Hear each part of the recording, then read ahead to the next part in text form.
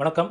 மக்கள் விரோத திமுக ஆட்சியை அகற்ற ஒத்த கருத்துடைய கட்சிகள்லாம் அதிமுக, பாஜக கூட்டணிக்கு வரணும்னு சொல்லிட்டு எடப்பாடியார் அழைப்பு விடுத்திருந்தாரு. ஆனால் தாவேகாவும் நாம் தமிழரும் நாங்கள் வரமாட்டோம்னு சொல்லிட்டாங்க. தாவேகா தனியாக போட்டிட்டாங்க அப்படின்னு சொன்னால் நமக்கு அதனால் எந்த பாதிப்பும் இருக்க போவது இல்லை. இப்போ எல்லாம் நினச்சிட்டு இருக்குது என்னன்னா, தாவேகா அதிமுக கூட வந்தாங்கன்னா கூடுதல் பலம் அப்படின்னு சொல்லிட்டு. ஆமாம், கூடுதல் பலம் தான், அதில் எந்த மாற்று கருத்தும் இல்லை. அதாவது ஏன்னா எதிராளியை நம்ம பலவீனமாக்கணும்னு சொன்னால் நமக்கு பலம் அதிகரிக்கணும். திமுக, விசிக, நாம் தமிழர் இந்த 3 கட்சிகளுடைய வாக்குகளை தான் தமிழக வெற்றி கழகம் பிரிக்க போகுது. இதில் நமக்கு எந்த பாதிப்பும் இருக்க போவதில்லை. நமக்கு வேணால் ஒரு சிறு சதவீத வாக்குகள் நம்மகிட்ட இருந்து அவங்க எடுத்துக்கலாம். அது ஒன்றும் பெரிய அளவுக்கு ஒரு இழப்பாக நமக்கு இருக்காது. அதே மாதிரி நாம் தமிழர் தனியாக நின்னா கூட அவர்கள் இளைஞர்களுடைய வாக்குகளை தான் அவங்க அடிப்படை நம்பியிருக்காங்க.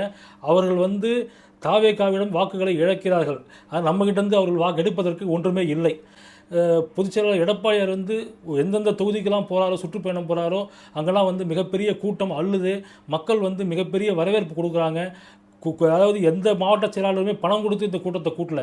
அவங்க தன்னெழுச்சியாக வராங்க, எடப்பாடியோட பேச்சை முழுசாக கேட்குறாங்க, ரெஸ்பாண்ட் பண்ணுறாங்க. அதுதான் முக்கியம். இதில் அதாவது கை தட்டுறாங்க, கேள்வி கேட்குறாங்க, கேள்வி கேட்டால் பதில் சொல்கிறாங்க. அதாவது அங்கே ஒரு இன்ட்ராக்ஷன் இருக்குல்ல, அதுதான் தலைவர்களுக்கும் தொண்டர்களுக்கும் பொதுமக்களுக்குமான ஒரு இன்ட்ராக்ஷன் அப்படின்றது ஒரு சாதாரண விஷயம் கிடையாது. 100% நம்ம கூட்டணி வெற்றி பெறுது. தனி மெஜாரிட்டியாக அதிமுக ஆட்சி அமைக்குது. மீண்டும் 2026 எடப்பாடியார் முதல்வராக அமரப்போவது உறுதி உறுதி உறுதி.